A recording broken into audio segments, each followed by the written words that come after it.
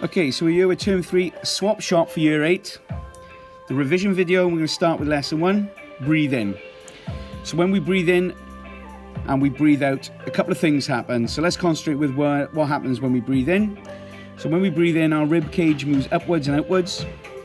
The diaphragm contracts and moves down and flattens. So that's going to make the volume bigger.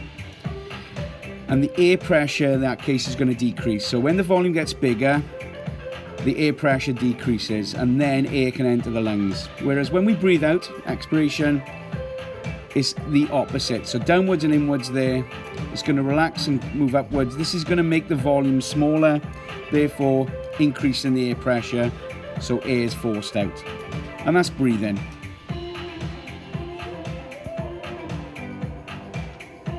Lesson 2 is on osmosis, and the big thing to learn here is that it is the movement of water molecules. So a lot like diffusion, only we're dealing with water molecules now from an area of high concentration to an area of low concentration.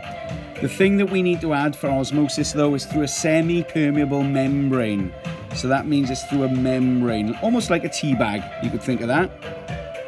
So before osmosis, after osmosis. And that's the definition. Learn it. Okay, lesson 3 and 4 was on the periodic table, focusing on group 1 elements then for lesson 3, which we call the alkali metals.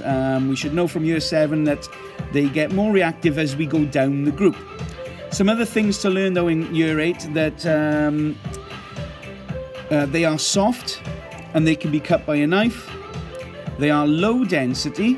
So lithium, sodium, potassium float on water, and they have a low melting and boiling point. That's really important to remember for the physical properties of group 1.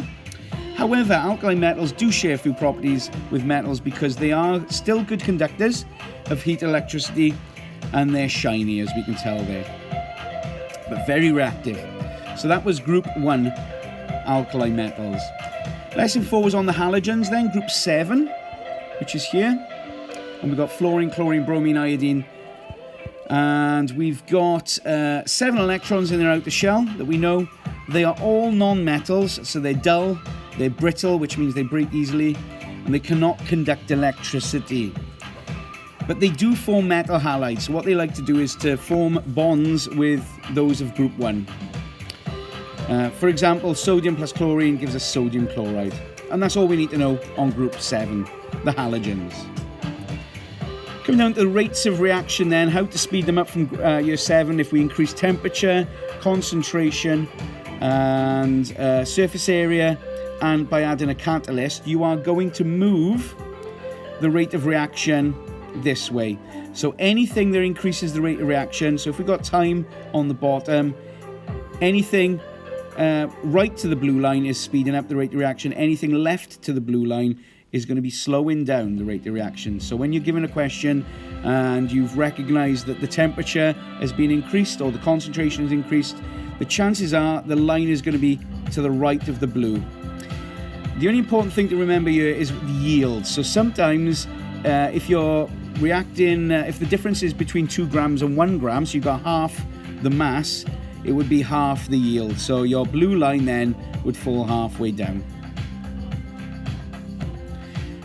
Then we moved on to electrical circuits for lesson 6 and 7. So we focused heavily on series circuits in lesson 6. And the big thing to know in series circuits is that the current, when we measure the current with an ammeter, it's going to be the same anywhere. So if I was put this ammeter between these 2 bulbs or between these 2 bulbs, you're always going to get the same reading. So if this was 3 amps here, it would be 3 amps anywhere in that circuit. However, voltage needs to add up to supply voltage. So, for example, if this was 12 volts, it's likely that every voltmeter here would be reading 4, because 4 plus 4 plus 4 equals 12. So they need to add up to the total potential difference.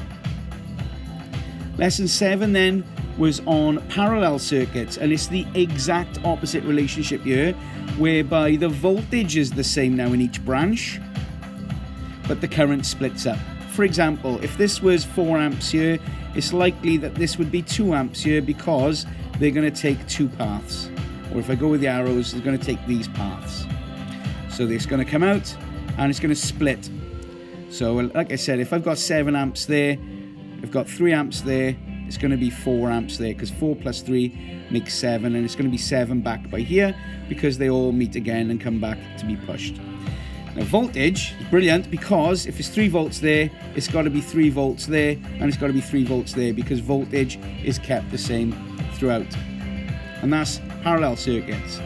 And the last lesson was on static electricity.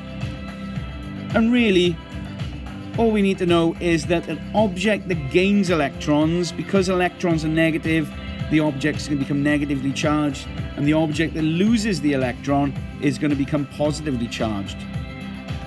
Use an example here that if we rub a little bit of plastic with some cloth, we can see what's happening there.